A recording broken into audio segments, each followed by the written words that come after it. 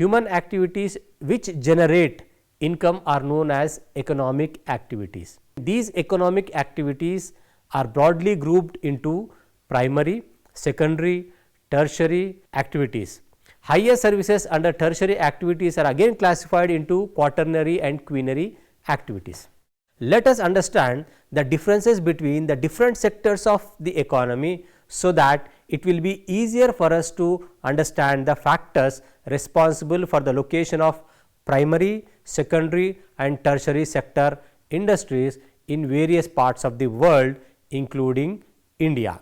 So, on the basis of human needs, his economic activities have been divided into 4 groups such as primary, secondary, tertiary and quaternary activities. Here under we will discuss major economic activities in brief and their relationship between natural environment.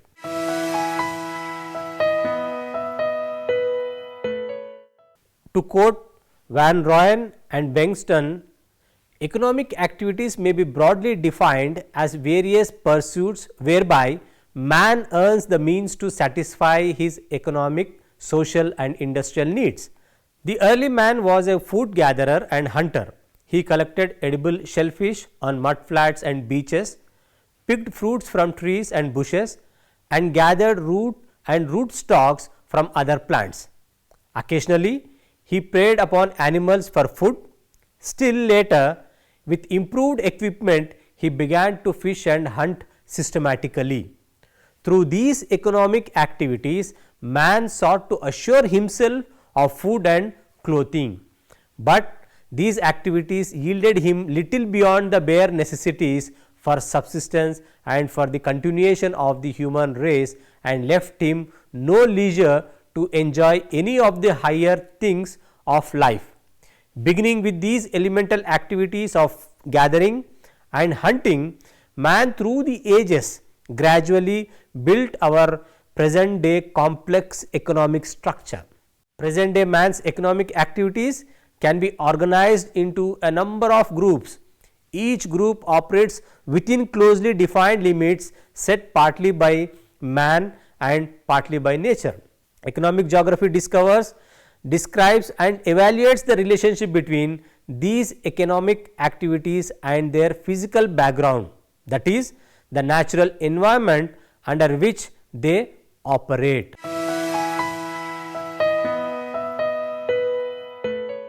The classification of human activities or occupations are generally classified into 5 groups.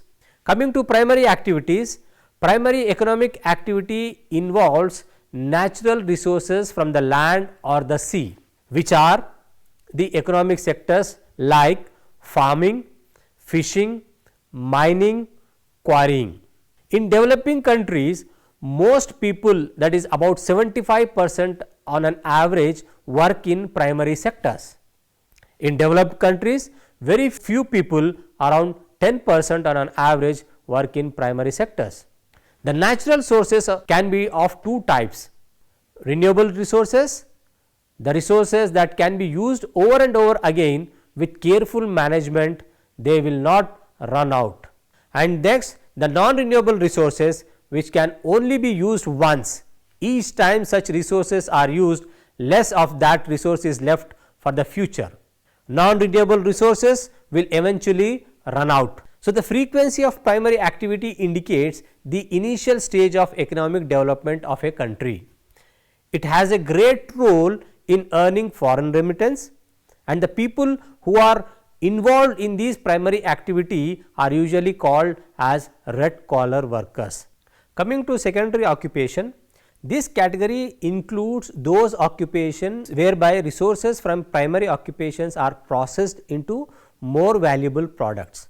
So, like developed mining, specialized agriculture, specialized animal industries, commercial fishing, manufacturing industries, etc., which belong to this group of occupation. This involves the transformation of raw material into goods. Secondary activity is mainly associated with manufacturing and industry, and the best example here are textiles, leather industry, ceramic industry, cash crop industry, etc. In developing countries, moderate number of people like around 25% average or on average work in these sectors, whereas in developed countries only about 5% of the people work in these secondary sectors. And this secondary sector, which includes processing of raw material, and it ultimately leads to industrialization. The frequency of secondary activity indicates the median period of economic development in a state, and when an economy moves into the second sector, new form techniques are used. Industrialization changed how goods can be transformed, distributed and sold. It has a great role in earning foreign remittance, and the people usually called as blue collar workers.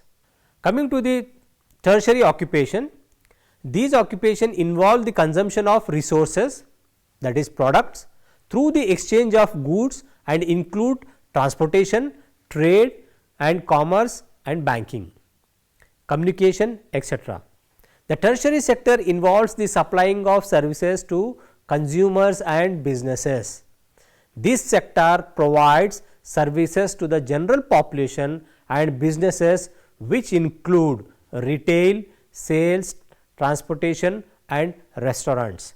The type of workers in these sectors include such as restaurant bartenders, accountants, pilots, etc. The frequency of tertiary activity indicates the mature period of economic development in a state. In developing countries, a few people, about 10% of average, work on tertiary sector, whereas in developed countries most people, about 65% on an average, work in tertiary sector. The tertiary sector indicates a competition in international business sector. The tertiary jobs are called as white collar jobs. So, now what is quaternary occupation? Quaternary activities are specialized tertiary activities in the knowledge sector, which demands a separate classification. There has been a very high growth in demand for the consumption of information based services, from mutual fund managers to tax consultants, software developers and statisticians. Personnel working in office buildings, elementary schools, university classrooms, hospitals and doctors, offices, theatres, accounting and brokerage firms all belong to this category of services. Like some of the tertiary functions, quaternary activities can also be outsourced. They are not tied to resources affected by the environment or necessarily localized by market. It is a knowledge based sector wherein computing knowledge, ICT expertise, scientific researches, etc. are included. The developing countries have almost 1 or less than 1% of these sectors. Developed countries have a notable percentage of quaternary sectors, which includes a permanent stability and richness of economy of a country. The decision making and planning activities are enhanced in this sector. The development of this sector leads to quaternary economic activity, which is based on decision making actions. Coming to the quaternary occupation, quaternary activities are services that focus on the creation, rearrangement and interpretation of new and existing ideas, data interpretation and the use and evaluation of new technologies, which is often referred to as gold collar professions. They represent another subdivision of the tertiary sector, representing special and highly paid skills of senior business executives, government officials, research scientists, financial and legal consultants, etc. Their importance in the structure of advanced economies far overweighs their numbers. The highest level of decision makers or policy makers perform quaternary activities.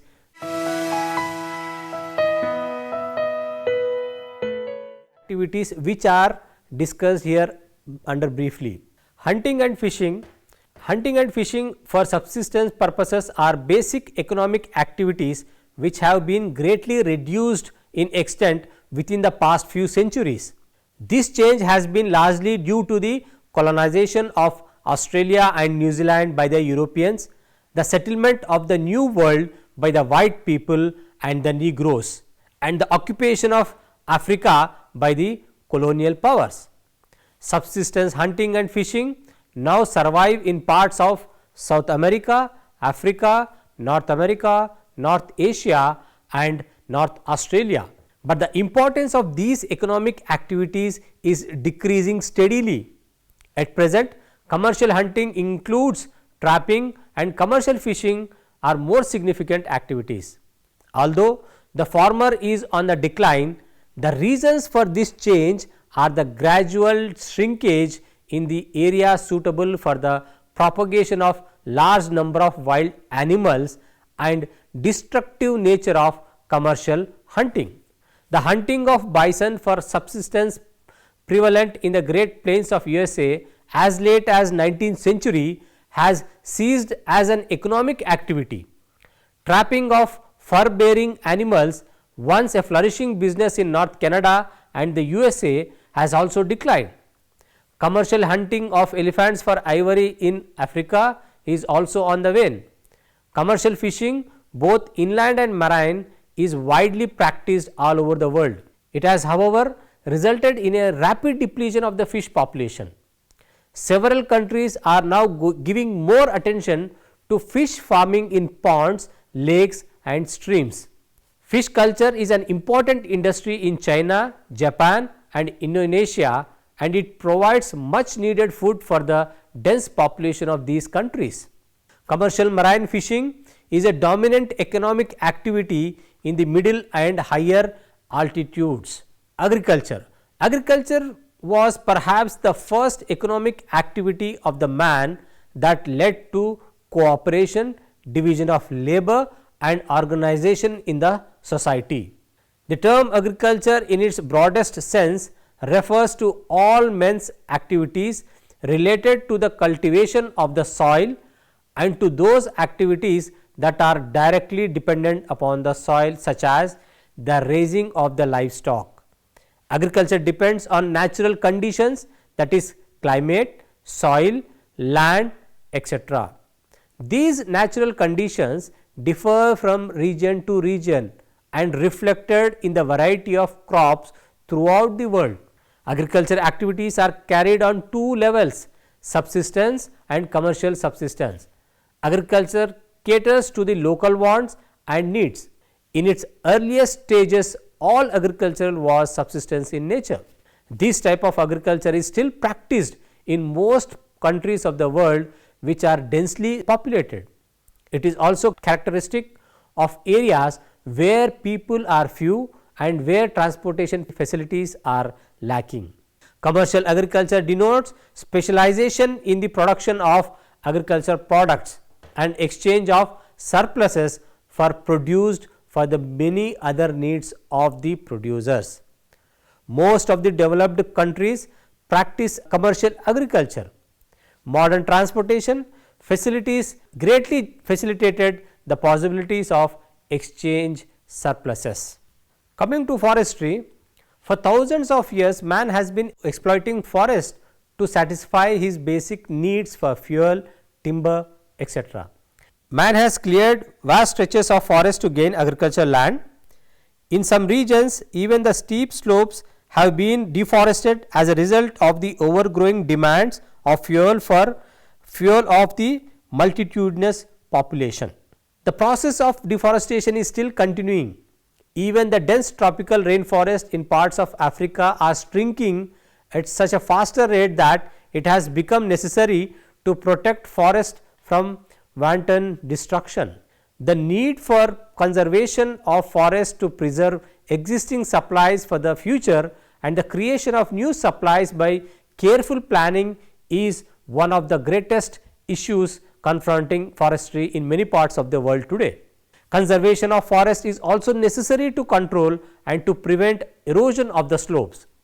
Forestry may be broadly divided into logging and searching for forest products like pine, fir, spruce, cedar, poplar and beech are among the most important species for logging purposes. Gums, resins, latex cork, tannin and wild nuts are the examples of the forest products. Forests are found in humid areas. Forests become open, smaller and stunted towards the drier region. Despite low precipitation in the northern parts of North America and Eurasia, there are extensive forests because of cool summers and evaporation.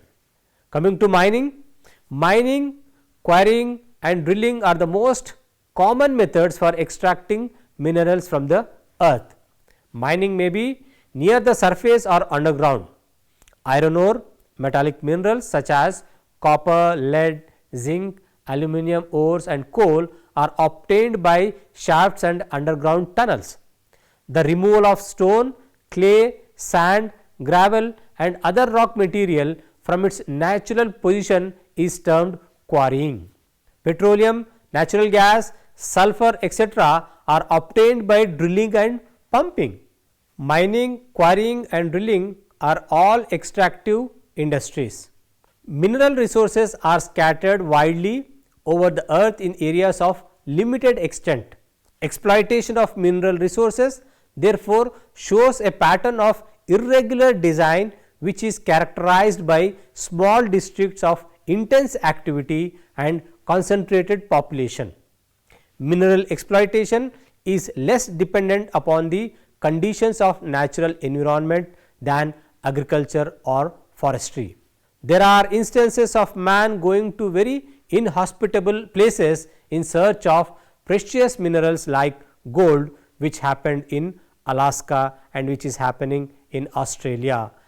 Coming to manufacturing, manufacturing refers to enterprise in which raw or semi-finished materials are converted into finished products. Converting iron ore to pig iron is an example of manufacturing. The pig iron or semi-finished product is further processed into manufacture cast iron, malleable iron and many types of steel. The steel is then used to manufacture instruments, machinery and tools. Manufacturing industries are generally classified as heavy or light industries. Generally speaking, labor in heavy industries is of less specialized, less technical nature than that is in the light industries. Light industries tend to locate where the skilled workers are available. Manufacturing is carried on in areas of considerable population densely where markets are available. Heavy industries are generally located near the source of raw materials.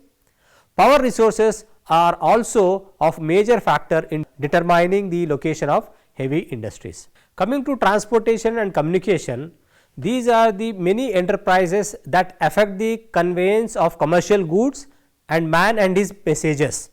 Transportation is important for both urban and rural areas. The means of transportation and communication show much regional variations. In the earliest historical times, man himself was a motive power and a beast of burden, which are horses, donkeys, camels, cattle, elephants and reindeers. These are the commonly used as a beast of burden even today.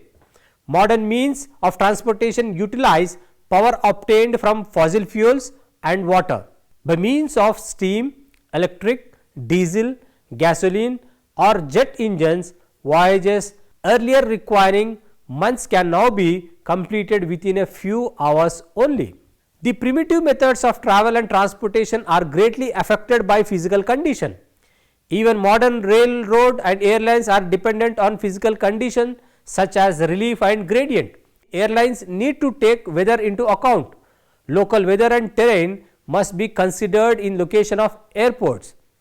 Coming to commerce, commerce industry is orderly exchange of goods and that is buying and selling, import and export, houses, exchanges, shipping agencies, wholesale establishment, banks, insurance companies, retail business etc. are the most common institutions carrying on the commerce.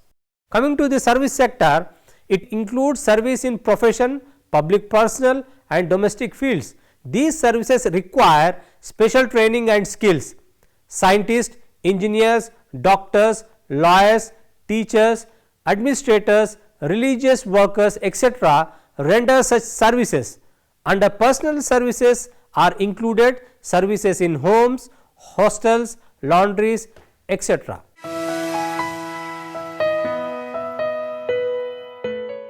Man in a primitive society is more directly dependent on his physical and natural environment than his counterpart in an advanced society.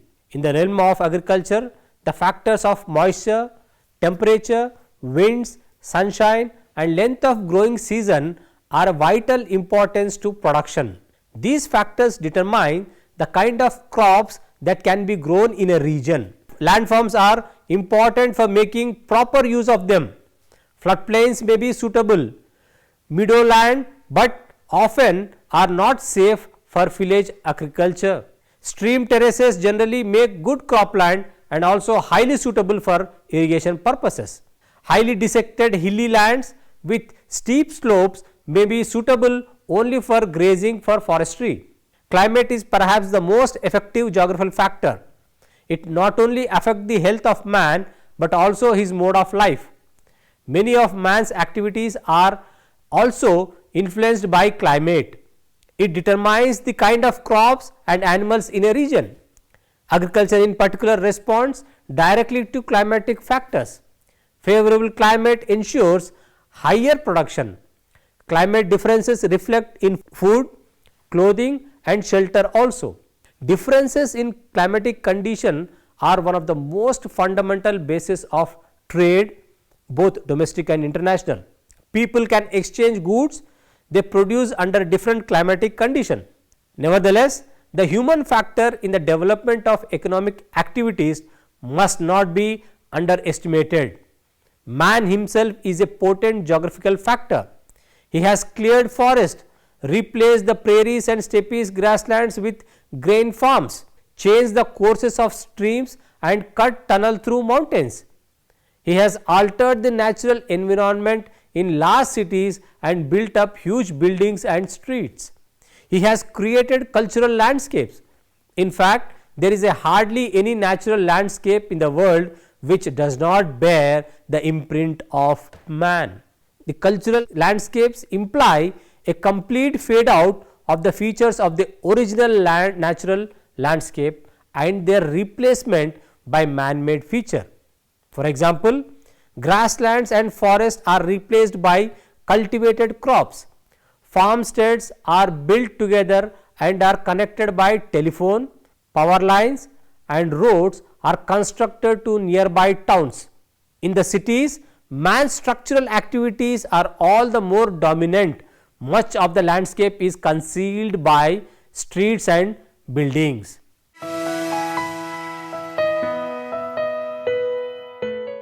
We have discussed the basic aspects of human activity, and now different activities determine the level of development of a state.